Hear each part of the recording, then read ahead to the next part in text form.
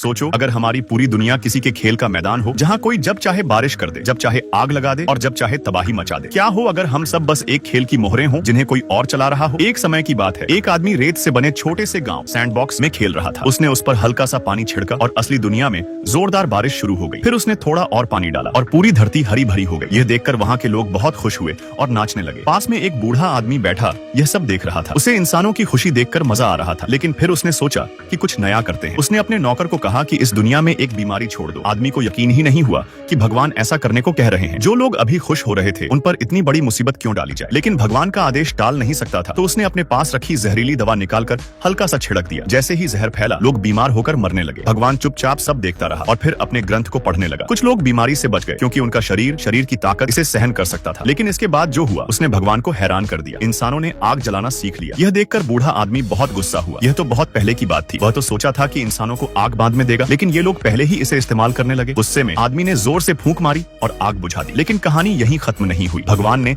इंसानों को सबक सिखाने के लिए कहा कि उनके पीछे हाथियों का झुंड छोड़ दिया जाए। आदमी ने रेत के गांव में इशारा किया और असली दुनिया में बड़े बड़े हाथी इंसानों के पीछे दौड़ पड़े। डर के मारे इंसान अंधेरी गुफाओं में छिप गए। भगवान यह देखकर खुश हुआ और आराम करने चला गया। कुछ देर बाद जब उसने आंखें खोली तो देखा कि इंसानों ने फिर से अपनी दुनिया संवार ली है। यह देखकर वह बहुत गुस्से में आ गया। उसने कहा कि सबसे ऊंची इमारत गिरा दो। आदेश मिलते ही आदमी ने जलती हुई तीली इमारत पर फेंक दी। एक बड़ा धमाका हुआ और चारों तरफ चीख पुकार मच गई। भगवान यह देखकर खुश हुआ, लेकिन पूरी तरह संतुष्ट नहीं हुआ। उसने और जोर से फूंक मारी, जिससे आग और तेज फैल गई। वह अपनी ताकत देखकर खुश होकर नाचने लगा। जब उसने देखा कि लोग इमारत से बाहर भाग रहे हैं और दमक्कल की गाड़ियां आग बुझाने आ रही हैं, तो उसे बहुत गुस्सा आया। उसने कहा कि ये विनाश तबाही रुकना नहीं चाहिए। इसलिए उसने अपने नौकर को कहा कि एक बड़ा तूफान भेजो। आदमी ने हाथ घुमाया और देखते ही देखते बवंडर ने पूरी इमारत को निगल लिया। ऊपर जो लोग बचने की कोशिश कर रहे थे वे एक पल में गायब हो गए। भगवान ने यह सब देखा, फिर हाथ हिलाया और अपने नौकर को रुकने का इशारा किया। लेकिन यह दयालुता नहीं थी। बस दोपहर का खाना खाने का समय हो गया था। वह इतनी छोटी बात के लिए अपना आराम खराब नहीं करना चाहता था। अब सोचो, अगर हम सच में किसी और के बनाए गए खेल का हिस्सा हैं, तो क्या हम अपनी किस्मत खुद बना सकते हैं या बस वैसे ही नाचते रहेंगे जैसे कोई हमें नचाएगा।